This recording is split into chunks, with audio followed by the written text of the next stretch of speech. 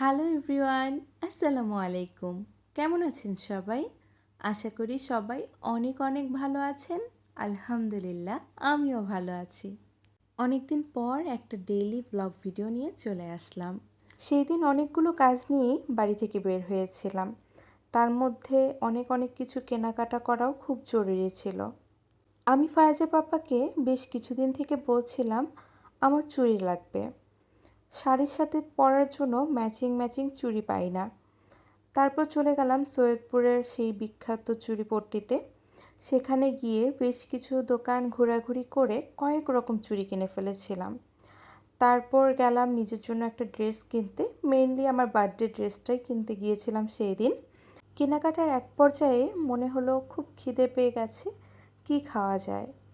তো আমি রিসেন্টলি বেশ কিছু ব্লগার আপুদের ভিডিও দেখেছি যারা সৈয়দপুরের এই টিপু বার্গারের অনেক অনেক ভিডিও বানিয়েছে। দেখে না আমারও খুব খেতে মন চাচ্ছিল। তাই ফাজি পাপাকে বললাম চলো সেই পুরি বার্গারটা ট্রাই করে আসি। এখানে আসলে তারা পুরির মধ্যে বিভিন্ন রকম জিনিস প্লাস টিকিয়া সব কিছু দিয়ে সালাদ দিয়ে বেশ সুন্দর একটা বার্গার বানিয়ে দেয়। খেতে যথেষ্ট ভালো, মানে গরম গরম খেলে মাস্ট বি আপনারা মজা পাবেন। ঠান্ডা হয়ে গেলে হয়তো অতটাও ভালো লাগবে না, কারণ এখানে শুধুমাত্র পুরি এবং মাংসের একটা টিকিয়া ব্যবহার করা হয় স্পেশালি। এটুকু ছাড়া তেমন কিছুই নেই। তবে দাম হিসেবেও যথেষ্ট ভালো এবং গরম গরম খেতে মজাই। আমাদেরও বেশ ভালো লেগেছে। আর ফেসবুকে যখন দেখি সবাই খাচ্ছে এখানে গিয়ে, তখন তো মনটা চাই যে আমরাও একটু ট্রাই করে দেখি।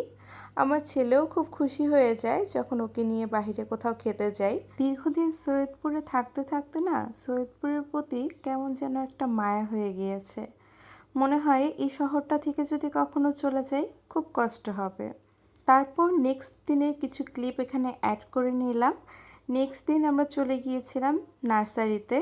শীত চলে আসছে, আমার বারান্দাটা একদম ফাঁকা ফাঁকা লাগছিল। আমার মনে হচ্ছিল বারান্দায় কিছু ফুলের গাছ দরকার আছে।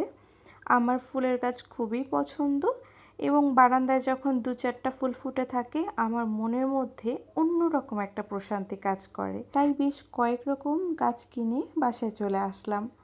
আজকের ভিডিওটা এই পর্যন্তই। সবাই আমার পাশে থাকবেন। আল্লাহ হাফেজ।